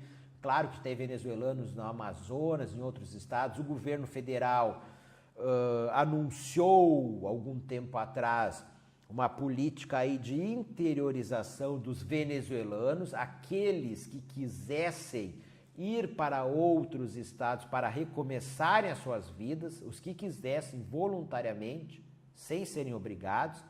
Os primeiros estados que aceitaram receber esses venezuelanos é Amazonas, onde também tem muito venezuelano, principalmente na capital Manaus, Amazonas e São Paulo, mas aqui na própria matéria, a governadora de Roraima, ela disse que está muito lento esse processo aí de transferência de venezuelanos para outros estados, galera. Então é prestar atenção.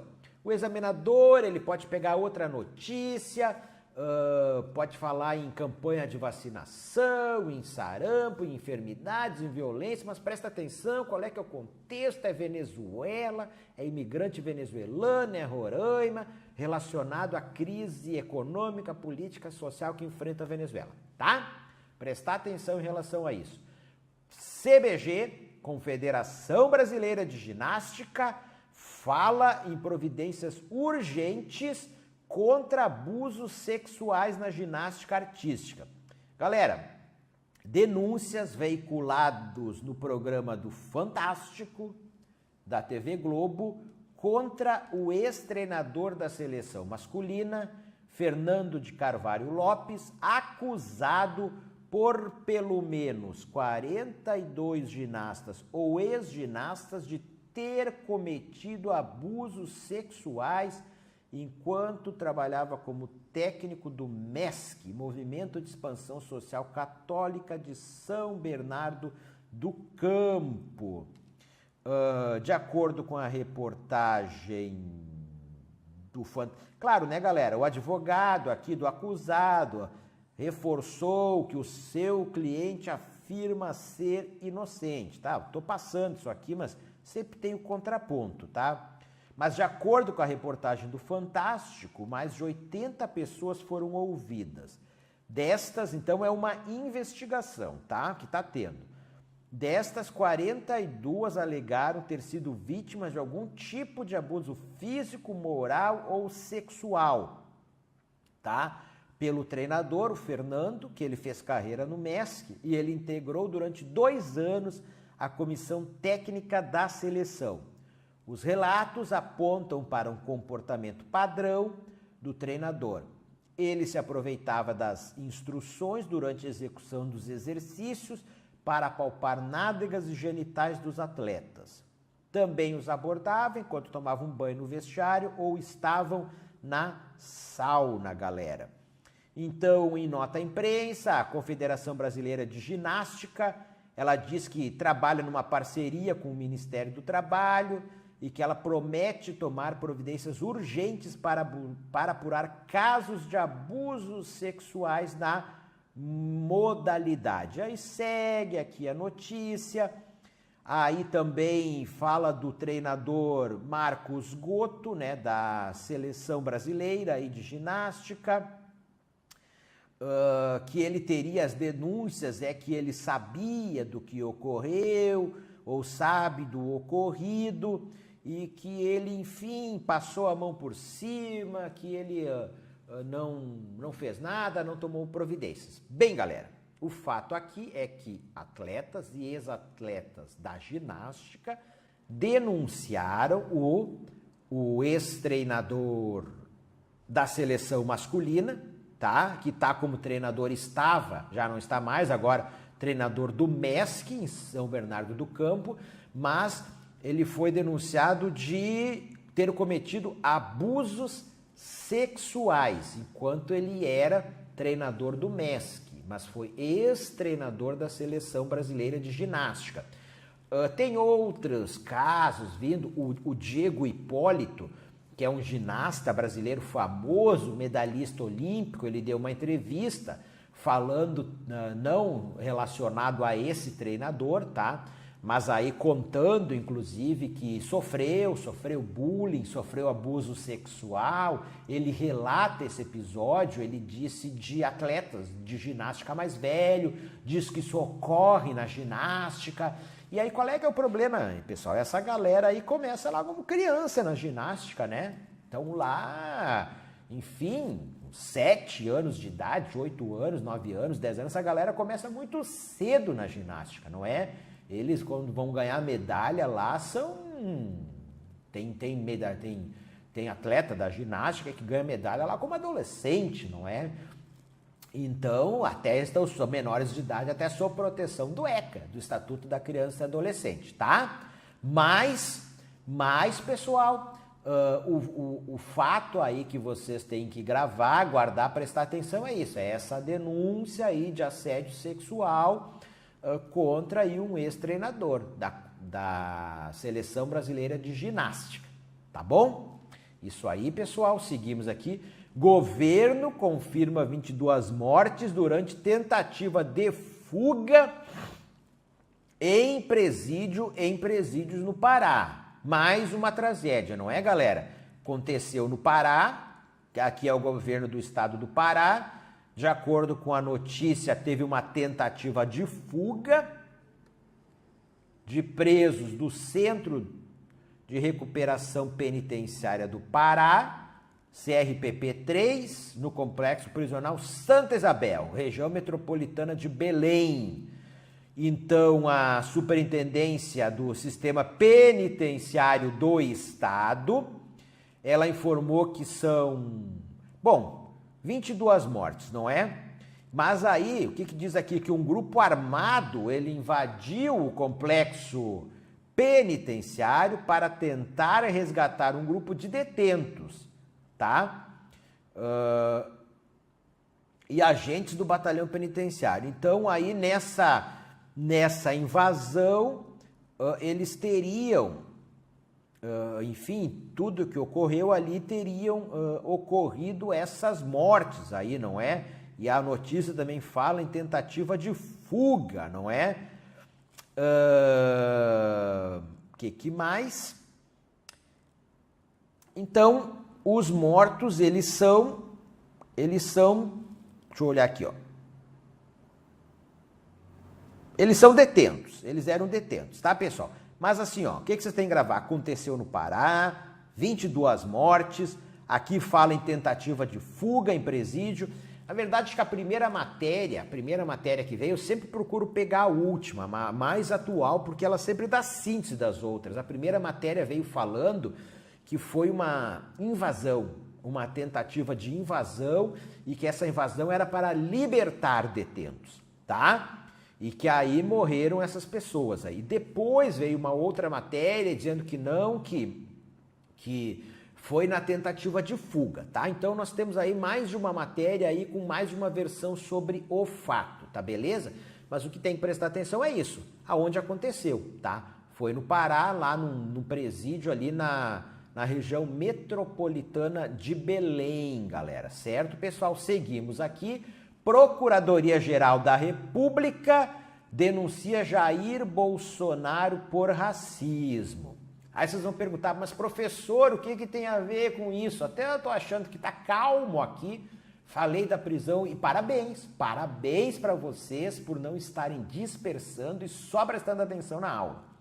Falei aqui da prisão do ex-presidente Lula, tá? Ex-presidente, tá?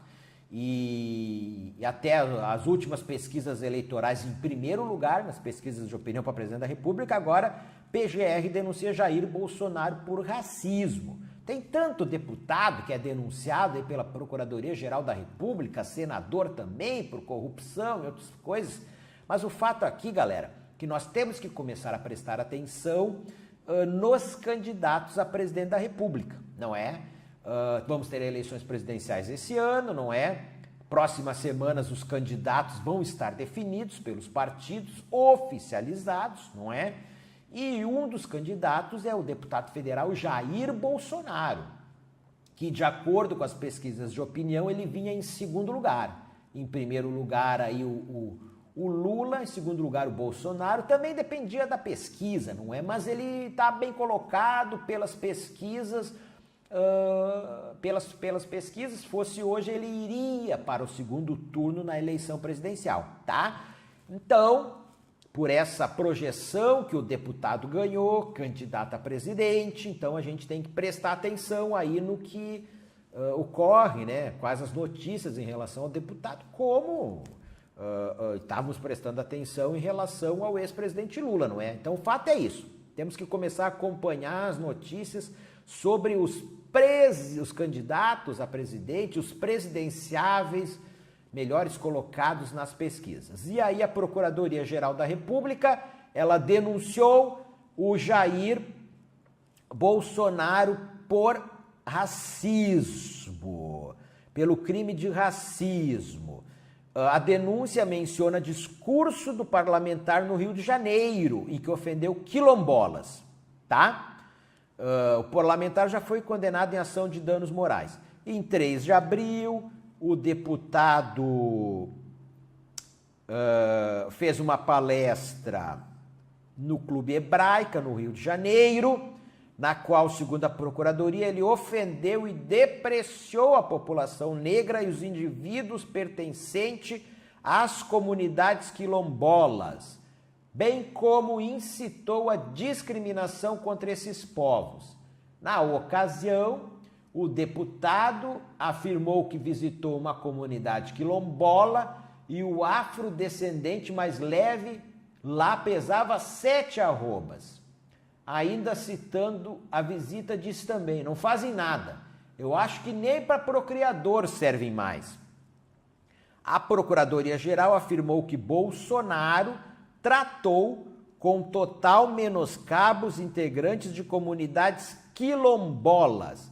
Referiu-se a eles como se fossem animais, ao utilizar a palavra arroba. Essa manifestação inaceitável alinha-se ao regime da escravidão, em que os negros eram tratados como mera mercadoria, e a ideia de desigualdade entre seres humanos, o que é absolutamente refutado pela Constituição brasileira e por todos os tratados e convenções internacionais de que o Brasil é signatário, que afirma a igualdade entre os seres humanos como direito humano universal e protegido, afirmou a Raquel Dodge, tá, galera? E aí segue a notícia, tá beleza? Então o registro é aqui. Deputado federal Jair Bolsonaro denunciado por crime de racismo, no episódio que vimos aqui. IBGE, renda do 1% mais rico é 36 vezes a média da metade mais pobre. O grupo dos 1% mais rico da população brasileira tinha um rendimento médio, tá, de todos os trabalhos de 28.040 mensais no ano passado, 36,1 vezes acima da que recebia a metade mais pobre da população no período 754. Os números que mostram a concentração de renda, ó, concentração de renda existente no país, são do IBGE, tá? Divulgadas assim estatísticas sobre o tema, né? Divulgadas aí na PNAD, Pesquisa Nacional por Amostras de Domicílio, PNAD contínua, referente a 2017. Então tá, é uma notícia que vem falando sobre a concentração de renda no país, tá? Essa concentração de renda é desproporcional para o padrão global. Pesquisa divulgada pelo projeto World Wealth and Income Database, banco de dados coordenados, entre outros, pelo economista francês Thomas Piketty, no fim do ano passado, mostrou que o grupo 1% mais rico da população mundial tinha 20% da renda global. Pessoal, é o seguinte, ó. Não é a única pesquisa, já tivemos outras aí que a própria Oxfam, uma organização não governamental sediada em Londres, mas espalhada em diversos países do mundo, tem escritório inclusive no Brasil, anualmente ela divulga um relatório sobre a desigualdade da concentração da renda no mundo. E também tem um relatório sobre o Brasil, a desigualdade sobre a concentração da renda no Brasil. Inclusive, pelos dados da Oxfam, a renda no Brasil ela é muito mais concentrada do que nessa notícia divulgada pelo IBGE, né? Que ele disse que a renda do 1% mais rico, ela é 36 vezes a média da metade mais pobre. Então, aquele 1% mais rico, a renda dele é 36 vezes a média da metade, né? 50%, né? Da metade mais pobre da população. Nenhuma novidade, o Brasil é um país com uma grande concentração de renda. A distribuição da renda ela é muito desigual no Brasil, galera. De acordo com o IBGE, a região Nordeste teve mais uma vez o pior indicador de desigualdade de renda. Isso aqui vamos marcar, né? De acordo com esses dados do IBGE, na PNAD contínua, a região Nordeste teve mais uma vez o pior indicador de desigualdade da renda, tá? 44,9, tá? Vezes, muito acima da razão de 39,9 do ano anterior. Então aumentou, né, a concentração de renda no Nordeste. No Centro-Oeste, a razão passou de 28 vezes para 33,1. Deixa eu só voltar aqui. Segundo o IBGE, essa proporção era praticamente a mesma do ano anterior, quando o 1% mais rico da população tinha um rendimento 36,3 vezes, mais do que a metade dos menores rendimentos. Então, eu vim aqui, né? É importante a gente ver como é que estava o ano anterior, não é? Se vier uma questão, na prova pode vir perguntando sobre isso.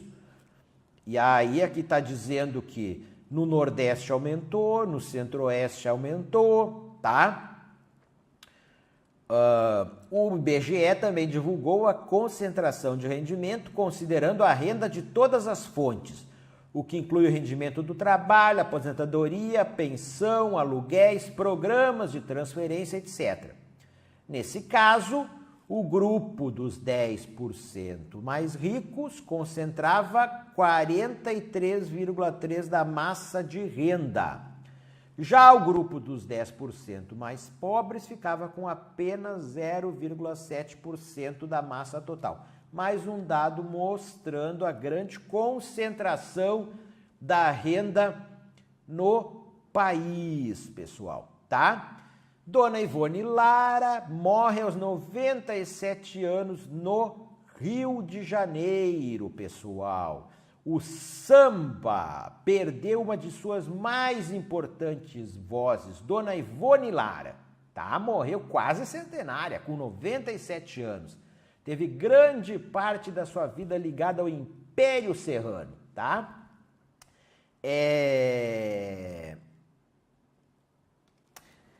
Então ela foi conhecida aí como a dama, né? A dama do samba, né? Então, que Dona Ivone Lara, sambista famosa, conhecida como a dama do samba, faleceu, mas é importante que a gente saber, eu sempre chamo atenção para a vida da personalidade que veio a falecer, né, galera? Eu brinco aqui, mas com todo respeito, é a sessão de notícias fúnebres aqui da nossa retrospectiva, mas que cai em prova, tá? Então, entre seus maiores sucessos estão Sonho Meu. Quem não se lembra aí de Sonho Meu? Vai buscar quem mora longe, Sonho Meu. Música que estourou nas paradas de sucesso com Maria Bethânia e Gal Costa. Acreditar e Alguém Me Avisou. Outros, digamos, sucessos aí da Dona Ivone Lara. Suas músicas foram gravadas por vários ícones da música brasileira, dentre eles Clara Nunes, Roberto Ribeiro, Maria Bethânia, Caetano Veloso, Gilberto Gil, Paula Toller, Paulinho da Viola, Bete Carvalho, Mariene de Castro, Roberta Sá, Marisa Monte e Dorina. Galera, com isso, pessoal, encerramos essa nossa aula aqui, atualidades, retrospectiva do mês de abril. Desejo a todos vocês bons estudos e um grande abraço.